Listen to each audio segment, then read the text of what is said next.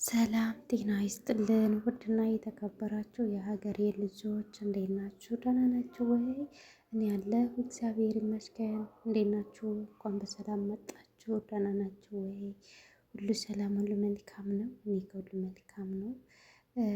እንኳን በሰላም መጣችሁ ወደ ገቢ ዩቱብ ቻናል። አዳዲሶች ሰብስክራይብ አድርጉልኝ፣ ነባሮች ደግሞ አበረታቱኝ። ላይክ፣ ሼር፣ ሰብስክራይብ አድርጉልኝ፣ ኮመንት አስቀምጡልኝ። አዳዲሶች በሰብስክራይብ ግቡ። ሁላችሁንም አመሰግናለሁ ስለምታበረታቱኝ። እግዚአብሔር ያክብርልኝ። እግዚአብሔር በኖሯችሁ በሀሳባችሁ ሁሉ ይሙላላችሁ። እንግዲህ ዛሬ ይዤላችሁ የመጣሁት ኪያና አኑ እና ሮዛን ነው። እንግዲህ እንደምታውቁት ከዚህ በፊት ይዤላችሁ መጥቼ ነበረና ኪያና አኑ አብረው የኑሩ ፍቅረኛሞች ነበሩ። እንግዲህ በሃይማኖታቸው ምክንያት እሱ ሙስሊም እሷ የኦርቶዶክስ ልጅ ስለሆነች እሷ የኦርቶዶክስ እምነት ተከታይ ናት፣ እሱ ሙስሊም እምነት ተከታይ ነው እና ስለዚህ በጣም እየተዋደዱ በሃይማኖታቸው ምክንያት እየተለያዩ ነው ማለት ነው። እና እሱ ደግሞ እሷ ሴት ልጅ ናት፣ እድሜዋ ያልፋል። ሴት ልጅ ብዙ እድሜ የላትም። እንደዚህ ጊዜዋን በልቼባት እድሜዋን በልቼባት በኋላ ታለቅስብኛለች፣ ትጎዳብኛለች ብዬ ነው አለ። እንግዲህ እሱ በሱ ምክንያት እንትን ብያለሁ መወሰን ስላለብኝ እወስናለሁ ብሎ ሌላ ትዳር ለመመስረት ወሰነ። ከጓደኞቹ ጋር ተማክሮ ለምንድን ነው ሲሉት እሷ እንዲቆርጥላት የራሷን ህይወት ቶሎ እንድትጀምር የራሷ ፍቅረኛ ቶሎ እንድትይዝ እኔ ጊዜዋን እድሜዋን እንድበላባት አልፈልግም፣ እንድትጎዳ አልፈልግም ብሎ ከዛ ከድሮ ፍቅረኛው ጋር ኒካ አሰረ። አንድ ቤት መኖር ጀመሩ። ግን ርቆ አራቃትም። ጥሩ በቃ ትቶ አልተዋትም። ተኪያ መራቅ አይፈልግም፣ እሷም እንዲርቃት አትፈልግም። በቃ ሁለቱም ይዋደዳሉ። ይህንን ነገር ደግሞ ሮዛ ታውቃለች መጀመሪያውኑ ማለት ነው። እና አንድ ቤት ውስጥ እንደሚኖሩ ታውቃለች። ፊቱንም ተኪያ ነጥላ ነው፣ ኪያና አኑ ሳይለያዩ ነው የመጣችው እቺ ሴትዮና እዚህ ላይ እኔ ምን ተማርኩ መሰላችሁ እህቶች? አንድ ሰው የተንጠለጠለ ህይወት ላይ እያለ ወደ ህይወታችን አናስገባ። እኔ በነገራችን ላይ ሮዛም እውነት አላት በዚህ በኩል፣ ኪያም በዛ በኩል እውነት አላት። ኪያውን ይህን ያህል ዓመት አብሬው እኖራለሁ፣ አብሬው ባሌ ይሆናል፣ ወደፊት ህይወት አብሬው ነው የማቅደው፣ አብሬው ነው የምኖረው ብላ እሱ ጋር ኖረች። እሱ ደግሞ በአጋጣሚ አገባ። ከእሷ እንደሚለያይ ነገራት ሃይማኖታቸው። እሷም ለሱ ብላ እንደማቀይር እሱም ለእሷ ብሎ እንደማይቀይር ነገራት። ተለያያት። ግን ተለያይቷል፣ ተለያያቱም ይወዳታል፣ ሁለቱም ይዋደዳሉ። መራራቅ አይፈልጉም። እዚህ መሀል ላይ ማን ነው የሚጎዳው? ሮዛ እያወቀች ነው የገባችበት። እውነቱን ለመናገር እንደ ራሴ ነው እኔ ብሆን እዛ ቦታ ብዬ ነው የምናገረው እኔ እና ሮዛም አገባቧ ትክክል ባይሆንም አሁን ያለችበት ነገር ታሳዝናለች ስላችሁ፣ አንድ ሰው ትዳር ተያዘ ባሌ ነው ከተባለ ሚስቴ ነው ከተባለች ሌላ ሰው ጋር እንደውም ያውም ደግሞ በጣም ድሮ ከሚዋደዱ ፍቅረኛው ጋር ሲገናኙ ተቃቅፈው ምናምን ቪዲዮ ሲሰሩ ሰው በጣም ነው የሚያስከፋት። ተከፍታም እንድትገናኙ አልፈልግም እያለች ነው። እሱ ደግሞ በፍጹም እሷ በምትፈልገኝ ሰዓት ላይ ከእሷ ጎን ነኝ፣ በፍጹም ከእሷ መራቅ አልችልም። እሷ ተፈለገችኝ ሁልጊዜም እኔ ካጠገቧ ነኝ። ነፍሴን ራሱ አሳልፌ ለእሷ ስጥ ቢሉኝ እሷን የሚጠቅማት ከሆነ እሰጣለሁ። እርግጠኛ ሆኜ ነው የምነግርሽ። ይህንን ደግሞ መጀመሪያውንም ነግሬሻለሁ፣ ታውቂያለሽ። ከእሷ መራቅ አልፈልግም ስልሽ እሷን አይደለም ሌላውንም ሰው ይረዳል አይደለም እንደ ችግር የለውም ብትረዳት ብለሽኛል አላት። እሷም ደግሞ ይሄ ነገር መጀመሪያውኑ ታውቃለች።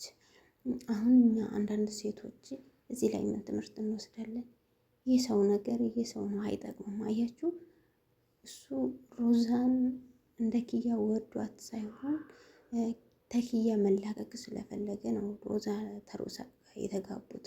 በድርጊቱም እሱን ነው የሚያሳየው። ሮዛም እሱ ኪያን እንደሚወዳት ኪያ እሱን እንደምትወድ ታውቃለች። ግን በቃ እኔን ካገባ የኔ ነው ብላ ነው አስባ የገባችው። ግን እንዳሰበችው አልሆነላትም። እሷን ቢያገባትም እሷን ቤት አስቀምጦ ኪያን ፍለጋ ነው የሚሄደው።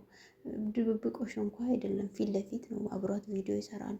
አብሯት 50,000 ኬ ሰብስክራይብ ገብተው አብረው ኬክ አዘጋጅቶ ምናምን ሰርፕራይዝ አደረጋት። አብረው አከበሩ።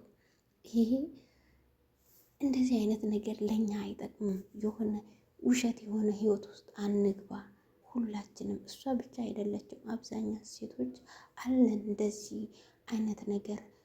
በእርግጥ ወንዶች የማሳመን ችሎታ አላቸው። ግን ቢሆንም እኛ የሆነ የተንጠለጠለ ነገር ውስጥ አንግባ፣ ገደል እራሳችንን አነግተት። አሁን እቺ ሮዛ ራሱ ጊዜዋን ነው የምታቃጥለው። አያችሁ፣ የማይስተካከል ነገር ውስጥ ያልተስተካከለ ነገር ውስጥ አትግቡ። ሌላ ሴት ህይወት ውስጥ ያለችው ሴት ወንድ እየታወቃት እያየችው እንዴት እንደሚሰፈሰፍላት እንዴት እንደምትንሰፈሰፍለች እያየችው ገባች። ገብታ ደግሞ አሁኑኑ ቁርጥ አድርገው ተዋት ተዩ ማለት እሷ ብትልም እሷ መድከም ነው እንጂ ትርፉ ጥቅም የለውም። ምክንያቱም እነሱ ድሮንም ተለያይተው የማይለያዩ ሰዎች ናቸው። 6 ዓመት ድረስ ለብቻው ያፈቀራት ሴት ገና አሁን ዛሬ ሮዛ መጣች ብሎ ኪያ ነው ቁርጥ አድርጎ ሊተዋት ነው።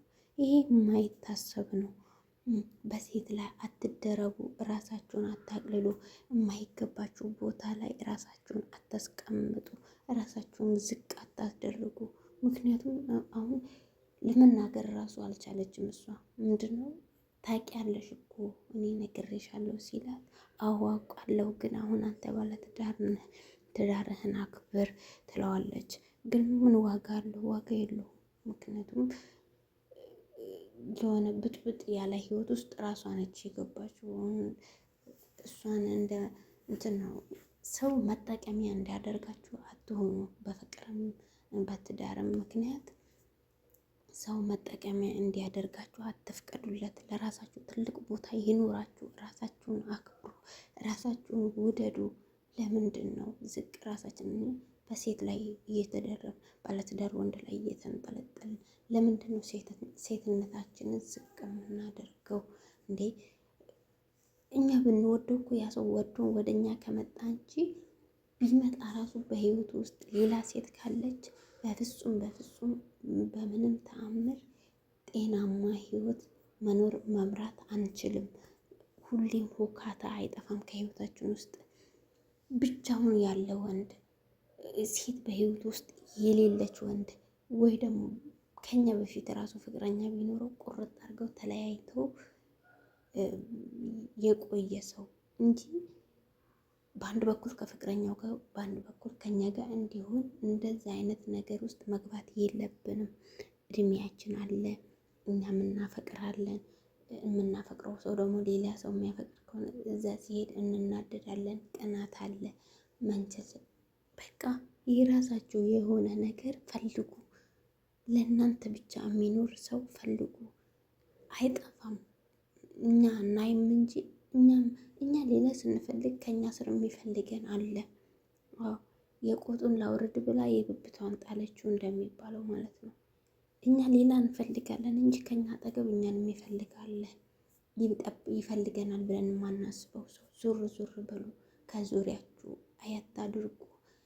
ደግሞ ከሌለ ራሱ ፈጣሪ ለእናንተ ያለው ነገር ይቆያል ይደር እንጂ ይመጣል፣ ያመጣል፣ ይሰጣችኋል። ፈጣሪ ትዕግስት ይኑራችሁ። እራሳችሁን ዝቅ አታድርጉ። የማይሆን አለባበስ ለብሳችሁ የማይሆን ንግግር ሰው እንዲናገራችሁ አታድርጉ።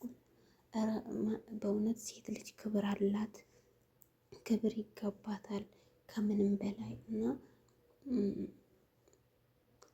በጣም ወንድ በሴት ላይ ሴት የሚደርብ ወንድ መቼም ያዋጣኛል ብላችሁ አታስቡ። ሲቀጥል ደግሞ አንድ ሴት እየወደደ ወደ እናንተ ከመጣ ለምን ብላችሁ ማሰብ አለባችሁ። ያ ነገር ነገ ጠባሳ አይጥልብኝም ወይ ወደፊትስ ብላችሁ ማሰብ ግዴታ ነውና ራሳችሁን ጠብቁ። ሁሌም የሚሆን ነገር አድርጉ። ለነገ ለተጎዳ የማይጎዳችሁን ነገር አድርጉ። ህይወታችሁን በደንብ የሚመራላችሁ አብሯችሁ የሚጓዝ እስከ ወዳኛው ራሱን ለእናንተ አሳልፎ የሚሰጥን ወንድ ምረጡ ነው የምላችሁ ውዶችዬ። በጣም እወዳችኋለሁ።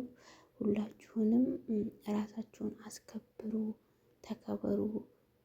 እናንተ ራሳችሁን ባሳያችኋቸው ልክ ነው እነሱ ለእናንተ ያላቸውን ቦታ የሚያሳዩት። ስለዚህ እጅ መስጠት የለባችሁ። ምንም ብትወዱ ብታፈቅሩ ራሳችሁን ማስናቅ የለባችሁም። ሴት ልጅ የተከበረች ናት፣ ውብ ናት። በሁሉም አገላለጽ ላይ መጽሐፍ ቅዱስ ላይ ብትሉ፣ ቁርአን ላይ ብትሉ ሴት ልጅ የተለየች ናት። አዎ ስለዚህ ፈጣሪ እንኳ የተለየ ክብርን እየሰጠን ሰው ክብር እየሰጠን እኛ ራሳችን ዝቅ አናድርግ። ዝቅ ያለ ቦታ ራሳችንን አናስቀምጥ። ዝቅ ያለ ሰው ጋር ራሳችንን አናሳይ። በቃ በሀብት በአለባበስ ሳይሆን አይምሮ። በቃ አንዳንድ ሰው በአይምሮ ለሴት ልጅ ያለው አስተሳሰብ ዝቅ ያለን፣ አንዳንድ ሰው ደግሞ ክብር አለው ለሴት ልጅ እንደ እናቱ እንደ እህቱ የሚያከብርሽ አለ እና ስለዚህ ዝቅ አድርጎ የሚያያችሁ ሰው ጋር ክብር ለእናንተ የሌለው ሰው ጋር ለደቂቃ እንኳን አትቆዩ። ራሳችሁን አስከብሩ። እናንተ ራሳችሁ ስታከብሩ ነው ሌላ ሰው የሚያከብራችሁና እወዳችኋለሁ። መልካም ቀን። እግዚአብሔር ከእናንተ ጋር ይሁን። ሀገራችን ኢትዮጵያን ሰላም ያደርግልን። ቤተሰቦቻችንን ይጠብቅልን። ፈጣሪ ሰላም ያደርግልን። ከክፉ ሁሉ ይጠብቀን። መልካም ነገር ሁሉ ለእኛ ይሁንልን። ለሁላችንም እግዚአብሔር ማስተዋሉን ይስጠን። በያላችሁበት ደህና ሁኑልኝ። እወዳችኋለሁ። ፈጣሪ ይጠብቃችሁ። ላይክ፣ ሼር፣ ሰብስክራይብ አድርጉ። ኮመንት አስቀምጡ። ሀሳባችሁን ግለጹልኝ። አመሰግናለሁ። መልካም ቀን